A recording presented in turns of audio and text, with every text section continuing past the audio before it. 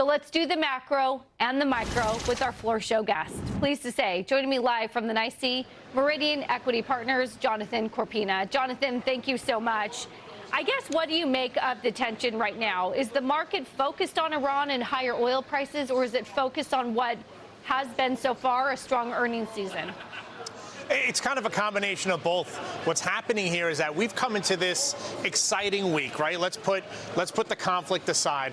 We've got a plethora of earnings that are coming out from these major companies, but that really starts after the close tomorrow, right? So we need to fill in our time Monday, Tuesday, beginning of Wednesday to find something that's going to give some direction to this market. The news that came out this morning with OpenAI, probably not significant news, but it is just the news that's out there that we're holding on to that added some direction to this market today. So the slight sell-off that we're seeing right now shouldn't be over-consumed, right? This is just kind of what we've got for today. But as we get later on into the week, clearly the earnings that we're going to be getting out of some of these Mag 7 names is what's going to be very directional. Put that now aside, we are still focusing on what's going on with Iran, the headlines that continue to come out of that.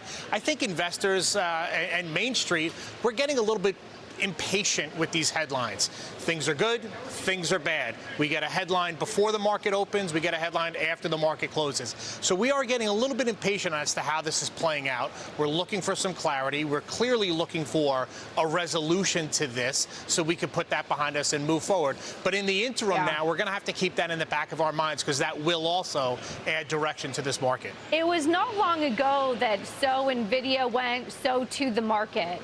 Is that how important earnings this week are with Microsoft, Amazon, Meta, Alphabet, and then Apple on Thursday? Is big tech going to make or break this week?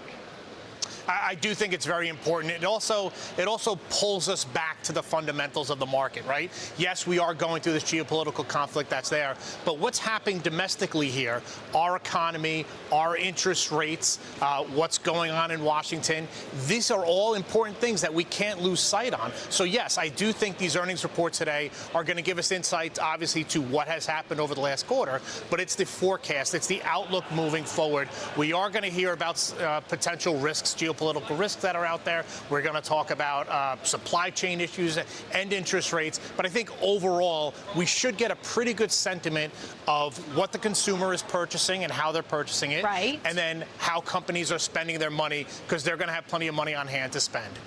Yields and oil are higher. How much pressure does that put on equities? It's this weird correlation that we have now, right? I mean, we used to watch the VIX go higher and the market lower, and then conversely. Now, you know, we're kind of forgetting about what the VIX is doing in relation to the market. And now it's, if oil goes higher, the market goes lower. So we're clearly watching that. We're watching the activity that's happening in the street. We're waiting for some opening, some light at the end of the tunnel there, and hopefully cooler heads prevail and we get some resolution. I will say a VIX, in your words, sub 20. I'm looking at a VIX at 18 that seems very well behaved and very calm. Jonathan Corpina, thank you so much for your time. Taylor, thank you. Have a great day.